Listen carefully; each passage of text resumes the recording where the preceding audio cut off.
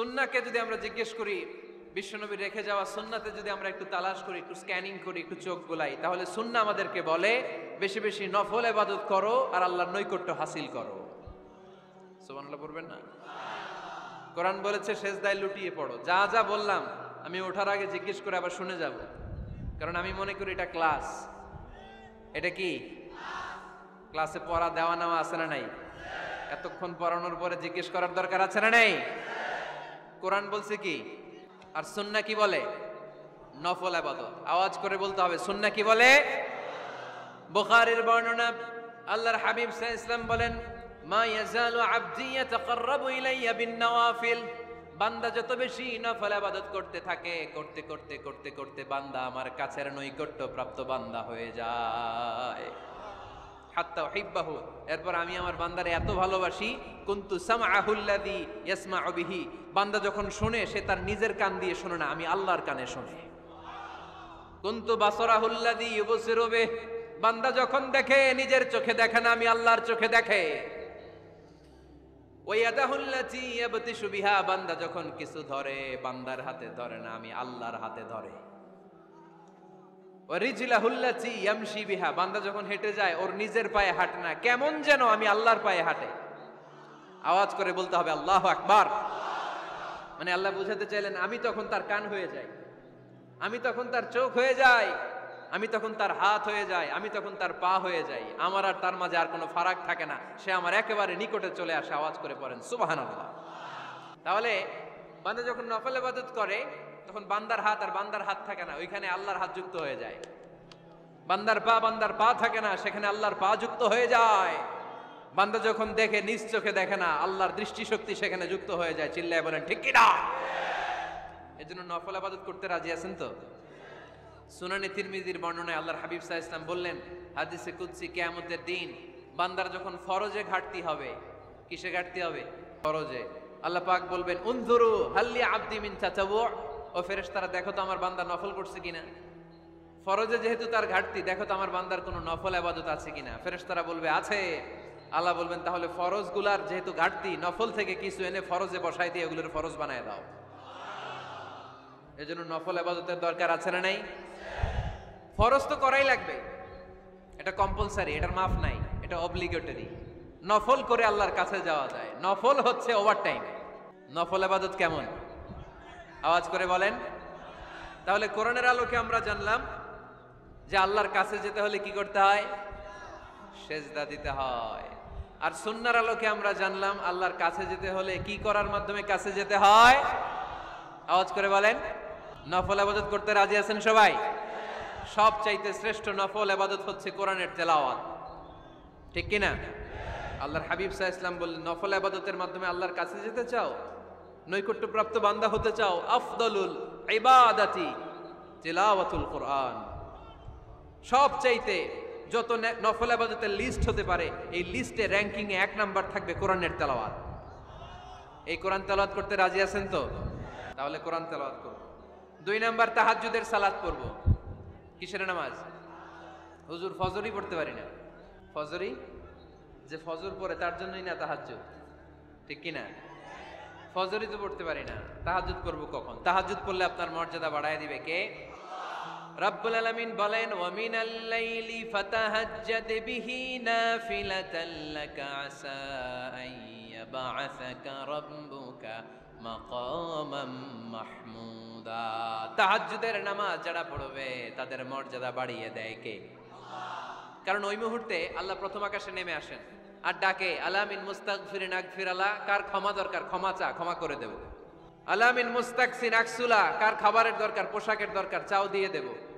চাও, কার কি লাগবে চাও আমি দিয়ে দেব। এজন্য শেষ রাতের দোয়া আল্লাহ কবুল করে। এই যে রমজান আসতেছে না সামনে, কোন মাসে রমজান? এপ্রিলে। সেজদায়ে নত হও, অশ্রু ছাড়ো, প্রভুর শরণে হৃদয় গাড়ো। সেজদায়ে নত হও, অশ্রু ছাড়ো, প্রভুর শরণে হৃদয় গাড়ো, প্রাণ খুলে সব ব্যথা বলো প্রভুকে, বলো প্রভুকে। রাত কি কেটে যাবে ঘুমে অলসে,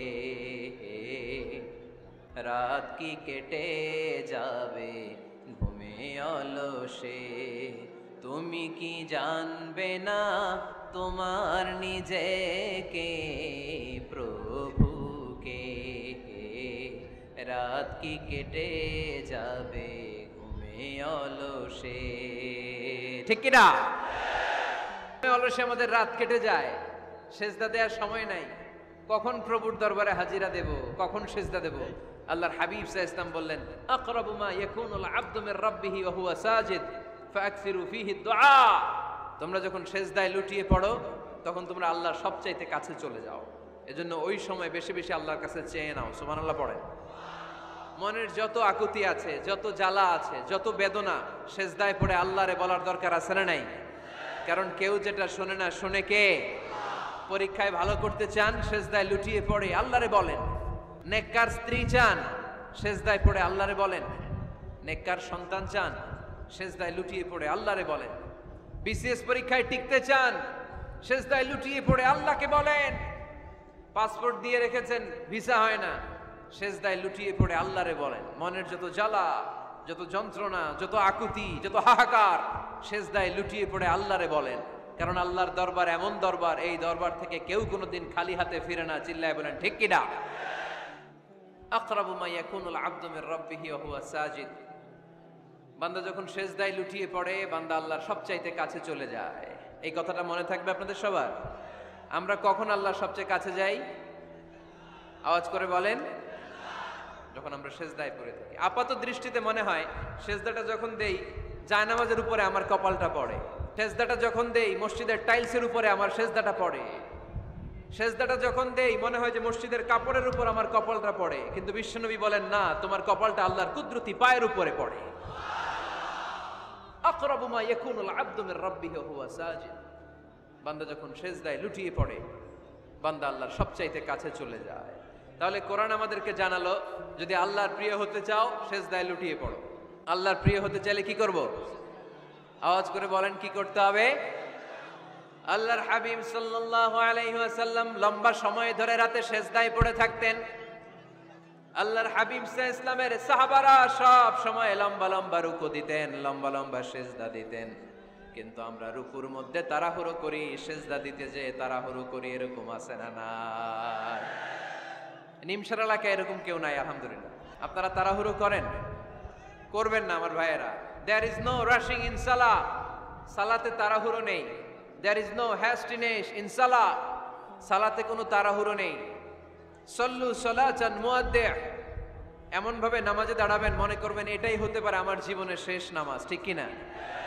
Perform the salah as if this is your last and final prayer. এমন ভাবে মুসল্লায় দাঁড়ান মনে করেন এটাই হতে পারে জীবনের শেষ নামাজ। This is my last chance. এখন বাজে 3:30। কেউ যদি বলে আসরের যে নামাজটা পড়বেন এটাই আপনার জীবনের শেষ নামাজ, ওই নামাজ আপনি তাড়াহুড়া করবেন? কথা বলেন। আরে কাঁদতে কাঁদতে আপনি শেষ।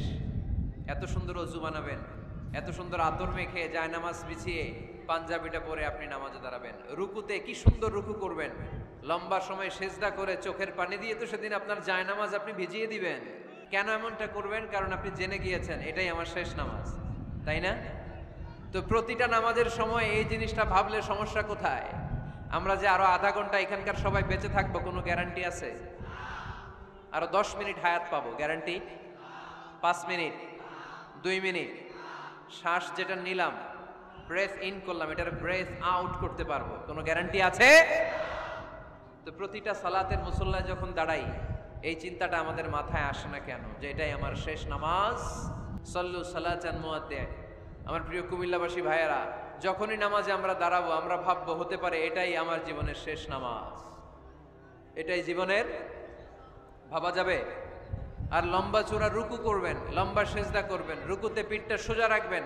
আল্লাহর হাবিব সাল্লাল্লাহু আলাইহি ওয়াসাল্লাম যখন রুকু করতেন পিঠটা থাকতো স্ট্রেট ফরওয়ার্ড, বাঁকাও না, উঁচুও না, ওয়াকানা বাইনা যালিক। সাহাবারা বলতেন আল্লাহর হাবিব সাল্লাল্লাহু আলাইহি ওয়াসাল্লামের রুকুর পিঠের উপরে পানি ভর্তি কোনো গ্লাস রেখে দিলে গ্লাসটাও কাঁপবে না, পানিটাও পড়বে না। তার মানে বাঁকা ছিল পিঠ, তাই না? কি ছিল? সোজা। আবার আল্লাহর হাবিব সাল্লাল্লাহু আলাইহি ওয়াসাল্লাম বললেন সবচেয়ে বড় চোর যে নামাজে চুরি করে। সাহাবারা বললেন কাইফা ইয়াসরিকু ফিস সালাহ, নামাজে কেমনে চুরি করে? আল্লাহর হাবিব সাল্লাল্লাহু আলাইহি ওয়াসাল্লাম বললেন ইয়াসরিকু ফি রুকুইহি ওয়া সুজুদিহি, রুকু সেজদায় চুরি করে। এরকম নামাজ চোর আছে না নাই? রুকু থেকে সোজা হয়ে দাঁড়িয়ে কয়েক সেকেন্ড আপনি রিল্যাক্স করবেন। প্রথম সেজদা দিয়ে আপনি সোজা হয়ে বসে কয়েক সেকেন্ড রিল্যাক্স করবেন। কি করবেন? রিল্যাক্স। আওয়াজ করে পড়েন সবাই, রিল্যাক্স। নামাজে তাড়াহুড়ো নাই, সালাত হচ্ছে মেডিটেশন, রিল্যাক্স।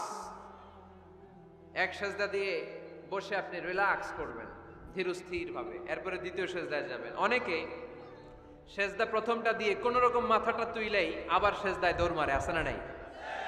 রুকু থেকে স্ট্রেট ফরওয়ার্ড দাঁড়ানোর কথা, দাঁড়িয়ে 1-2 সেকেন্ড রিল্যাক্স করার কথা, ওইটা না করে রুকু থেকে কোন রকম মাথা তুলেই আবার সেজদায় দৌড় মারে, এরকম ডাকাত আছে না নাই? এরাই সালাত চোর। আমরা যেন নামাজ চোরের খাতায় নিজেদের নাম না তুলি, আমরা যেন বেশি বেশি আল্লাহর সেজদা দেই। তাহলে কোরআন আমাদেরকে জানালো আমরা যদি আল্লাহর কাছে যেতে চাই কি করতে হবে? বইলা গেছি, খাইয়া ফেলাইছি, আওয়াজ করে বলেন কি করবেন? আল্লাহর হাবিব সাল্লাল্লাহু আলাইহি ওয়াসাল্লাম সব সময় লম্বা লম্বা সেজদায় পড়ে থাকতেন। আল্লাহর নবীর সাহাবারা সব সময় লম্বা লম্বা সেজদায় পড়ে থাকতেন। আল্লাহ বলেন তারাহুম রুকআন সুজদা, আপনি দেখবেন আল্লাহর নবীর সাহাবারা আবু বকর, ওমর, উসমান, আলী রাদিয়াল্লাহু তাআলা আনহুম আজমাইন, তাদের স্বভাব ছিল বিপদে পড়লেই লম্বা লম্বা সেজদায় পড়ে যেতে।